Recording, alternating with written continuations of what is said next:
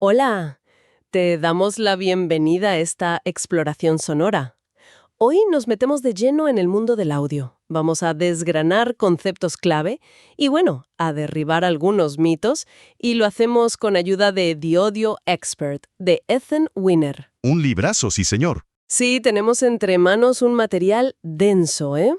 Un libro que va desde la física pura y dura del sonido hasta, bueno, las complejidades de la grabación y esas creencias audiófilas. Que hay muchas. Muchísimas. Así que la misión es clara. Sacar lo importante, esos datos clave, a veces sorprendentes. ¿Qué son realmente los decibeles y la frecuencia? ¿Cómo funcionan herramientas como la EQ? Y la pregunta del millón: ¿confiamos demasiado en nuestros oídos? ¿O hay cosas que la ciencia dice que no, pero las oímos? Vamos a investigar. Exacto. Y entender esto es fundamental hoy en día. No solo para quien crea sonido, sino para cualquiera que quiera escuchar con un poco más de criterio, ¿no? Con tanta info y desinformación dando vueltas, tener una base sólida es clave. Muy bien, pues empecemos por el principio. Decibeles, los dB. Los vemos por todos lados, en equipos, software. Pero, ¿qué miden exactamente? Piénsalo como una forma más fácil de manejar números muy, muy grandes o muy, muy pequeños. El decibel es logarítmico, no lineal. Lo usamos para medir la presión sonora, o sea, el volumen que oímos. Ajá. Ujú. Y también los niveles eléctricos en los equipos. La idea clave, lo importante, es que la relación es multiplicativa. Sumar 6 decibeles no es sumar 6. Es, más o menos, duplicar la presión o el voltaje. ¿Duplicar? Sí. Y si subes 20 decibeles, multiplicas por 10. Y al revés, igual. Menos 6 decibeles es la mitad, menos 20 decibeles una décima parte. Por eso hay distintas referencias: dBm, dBV, dBu y dBFS, que es súper importante en digital. ¿dBFS? Sí, decibeles relativos a la escala completa. O sea, 0 dBFS es lo máximo que puedes alcanzar en digital sin que sature, sin que distorsione feo. Entiendo. O sea que un cambio chiquito en decibeles puede ser un salto grande en energía. Entonces, ¿eso que se dice de que un decibel es lo mínimo que notamos? ¿Es tan así siempre? Buena pregunta. La respuesta es: depende. Nuestra sensibilidad cambia mucho con la frecuencia. Oímos mejor los cambios pequeños en los medios, como la voz, Claro. que en los graves muy bajos o los agudos muy altos. Y además, la acústica del lugar, eso influye muchísimo. Y ojo, los decibeles también miden ruido, distorsión. Si ves 1% de THD, eso significa que la distorsión está 40 dB por debajo de la señal. Te da una relación. Clarísimo. Vale, del nivel pasemos al tono. Hablemos de frecuencia, los hertz, Hz.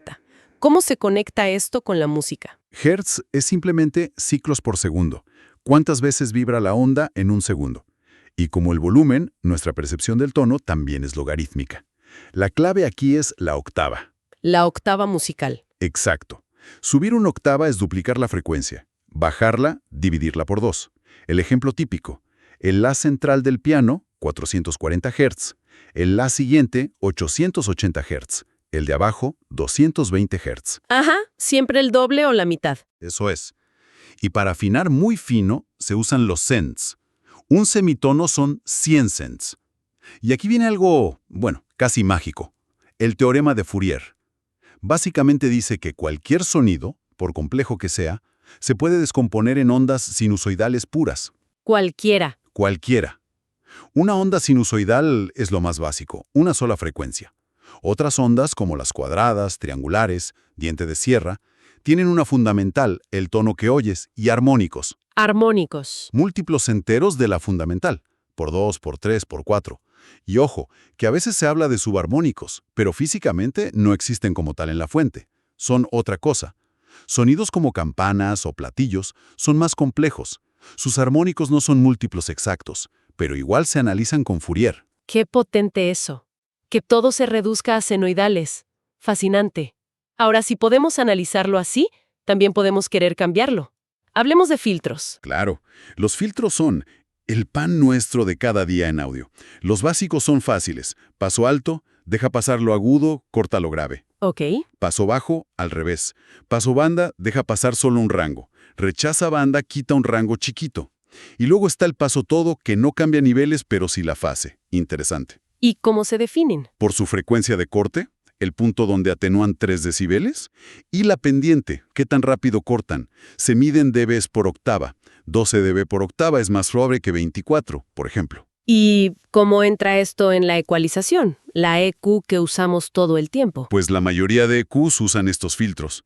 Los controles de graves y agudos de un equipo suelen ser shelving. Shelving. Sí, como una estantería.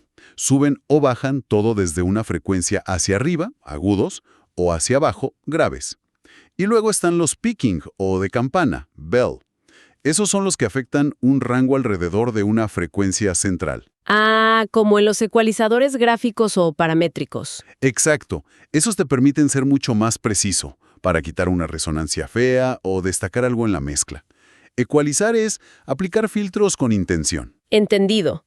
El libro menciona también algo llamado comb filtering, filtrado en peine. Dice que suena hueco. ¿Qué es eso? El filtrado en peine es súper interesante. Ocurre cuando mezclas una señal con una copia de sí misma, pero retrasada muy poquito, unos pocos milisegundos. ¿Y qué pasa? Esa mezcla crea cancelaciones y refuerzos muy marcados en el espectro. Si lo dibujas, parece un peine. Ah, de ahí el nombre. ¿Qué ver con eso? Totalmente. El efecto flanger clásico viene de la época de las cintas. Ponían la misma señal en 2 grabadoras y frenaban un poquito el borde, flange, de una bobina. Con el dedo. Sí, eso creaba un retardo minúsculo y variable. Al mezclar las 2 señales, ¡zas! Ese sonido de barrido tan típico, pura física de peine. ¡Qué bueno! ¿Y esto pasa fuera del estudio? ¿En la vida real? Todo el tiempo. El libro de ejemplos. La radio AM de noche. A veces suena así, hueca. Es la señal directa mezclada con la que rebota en la ionosfera. Llega un pelín después. Mira tú. Y otro muy común, el picket fencing en la radio FM en el coche. ¿Picket qué? Valla de estacas. La señal directa se mezcla con reflejos de edificios, de todo.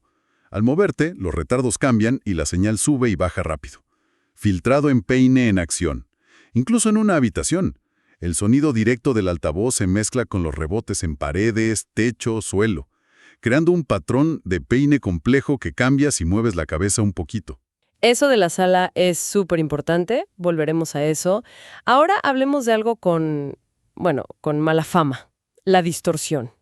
Pero el libro dice que a veces gusta, ¿no? Exacto. Técnicamente, distorsión es cuando un equipo no es perfectamente lineal. O sea, añade frecuencias que no estaban en la señal original. ¿Cómo qué equipos? Uf, muchos. Transformadores, tubos de vacío, el vinilo mismo. La clave es diferenciar entre buscar transparencia total, cero distorsión. Lo ideal, ¿no? Bueno, ideal para la fidelidad. Pero a veces se busca la distorsión eufónica, una que suena agradable, que añade algo. Hay 2 tipos principales. La distorsión armónica, THD.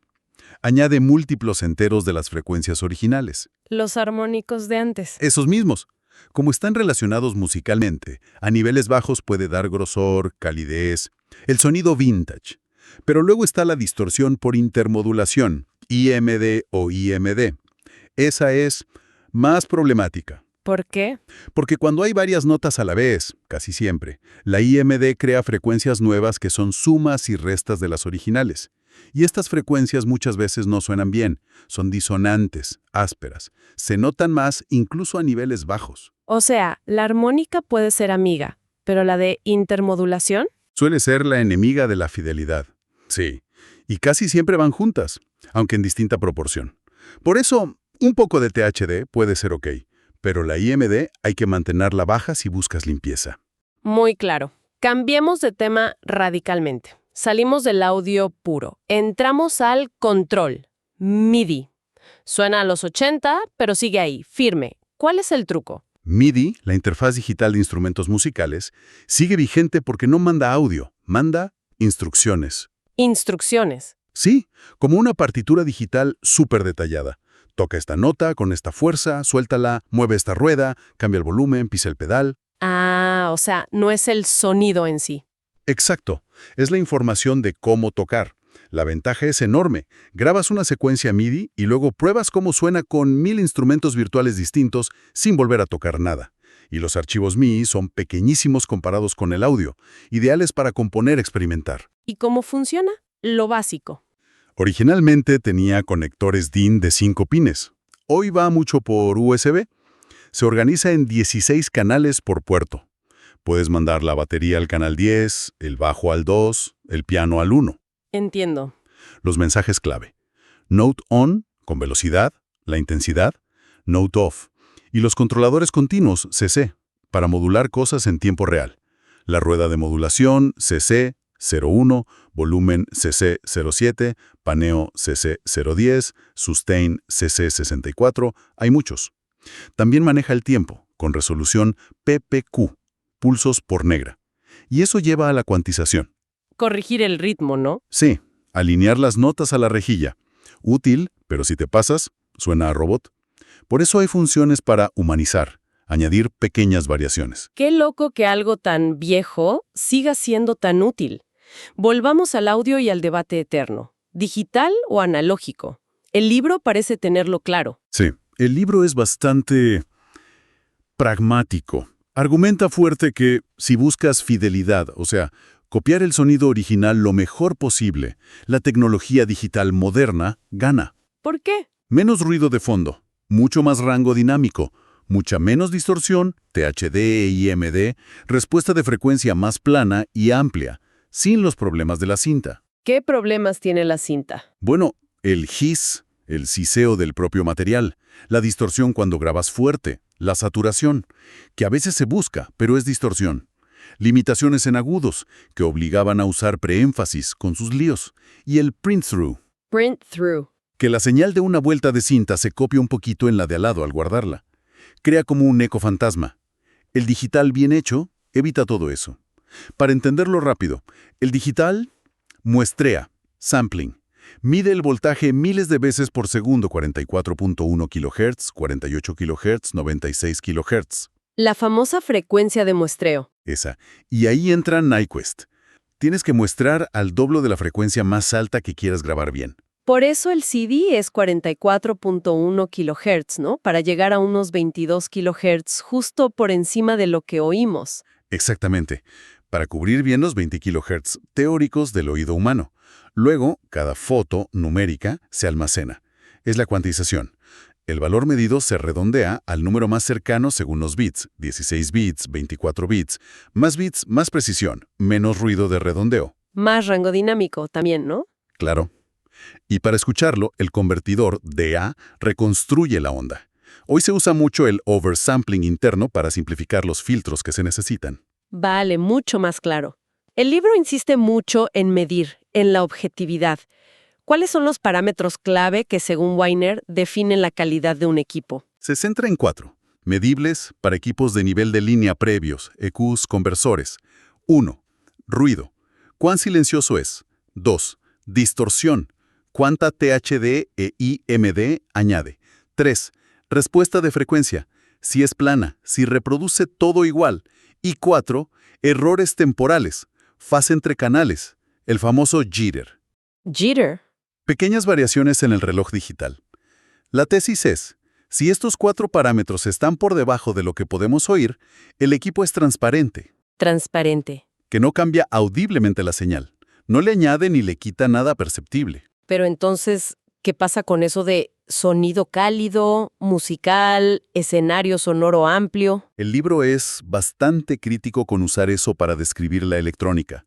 Dice que son términos vagos, subjetivos, que a menudo no se corresponden con nada medible. Prefiere decir, en vez de cálido, mide si hay plus 1 dB en graves o 0.01% de THD de segundo armónico. En vez de adelantado, mide si hay plus 2 dB a 5 kHz. Objetividad pura. Sí, y distingue muy bien entre la calidad del equipo, esos 4 parámetros, y la acústica de la sala y los altavoces, que esos sí tienen un impacto brutal, pero es otra cosa. Y sobre el jitter, dice que en equipos modernos suele estar tan bajo que sus efectos están sepultados bajo el ruido de fondo de 16 bits, o sea, irrelevante para lo que oímos. Entendido. Esto nos lleva de cabeza al último tema. Mitos audiófilos y percepción. El libro le da duro a los cables especiales, las bases antivibración. Sí, es muy escéptico. Argumenta que muchos tweaks, cables carísimos, bases bajo equipos sin partes móviles, filtros de corriente AC milagrosos, tratamientos criogénicos, pues que carecen de base física sólida para hacer lo que dicen, y que las mediciones no muestran diferencias audibles comparados con componentes estándar bien hechos. Pero tanta gente dice que escucha la diferencia. ¿Nos engañamos? El libro sugiere que sí, en gran parte. Nuestra percepción auditiva no es tan fiable como creemos. Es muy sugestionable. ¿Cómo? El sesgo de expectativa. Si pagas mucho, esperas oír algo mejor. El efecto placebo. Y el enmascaramiento. Un sonido fuerte tapa uno débil. El libro habla de umbrales. Ruido, distorsión 80 dB por debajo de la música es inaudible. 80 dB. Eso es muchísimo. Es una relación de 10.000 a 1 en voltaje. Muchas supuestas mejoras corrigen cosas que están muy por debajo de eso. ¿Y hay forma de saber la verdad, más allá de yo lo oigo? Sí, y el libro la defiende a muerte. La prueba de anulación, el null test, es siempre: tomas las salidas de dos cosas que quieres comparar, con la misma entrada, inviertes la polaridad de una y las sumas. ¿Y qué pasa? Si son idénticas, el resultado es silencio absoluto, 0. Si hay cualquier diferencia, nivel, frecuencia, distorsión, fase, ruido, lo que sea, aparece en la resta. Es el residuo. Todo lo diferente queda ahí. Exacto. Si ese residuo es inaudible, por ejemplo, ruido a menos 90 dB, las diferencias, aunque existan y se midan, no importan para el oído. Y aquí volvemos a la acústica. Mover la cabeza unos centímetros en tu sala cambia la respuesta en frecuencia que te llega muchísimo más, por el comb-filtering de los rebotes, que la diferencia entre dos cables buenos. Es fácil confundir esos cambios acústicos con diferencias en los equipos si no haces pruebas controladas, a ciegas, con niveles igualados. Wow. Hemos cubierto un montón: física básica, herramientas, MIDI, digital versus analógico, y sobre todo cómo nuestra percepción nos juega pasadas. Y para cerrar, vale la pena repetir esa idea central, casi un desafío del libro, sobre la prueba de anulación. Si hubiera algo más en el audio, algo misterioso más allá de esos 4 parámetros, ruido, distorsión, respuesta, tiempo, que afectara el sonido, ya habría salido en una prueba de anulación bien hecha. Se oría en ese residuo. Es una afirmación potente. Muy potente. Y nos deja pensando, ¿no? Si esto es así, si las mediciones y el null test son tan reveladores, quizá deberíamos reevaluar cómo juzgamos la calidad del sonido, poner más foco y dinero en lo que sí hace una diferencia enorme y demostrable, como altavoces y acústica, en vez de buscar diferencias mínimas o inexistentes, en cables o electrónica. ¿Cuánto de lo que creemos oír es real? ¿Y cuánto es expectativa, entorno, sugestión? Preguntas muy interesantes para reflexionar. Gracias por acompañarnos en esta inmersión profunda en el audio según The Audio Expert. Hasta la próxima.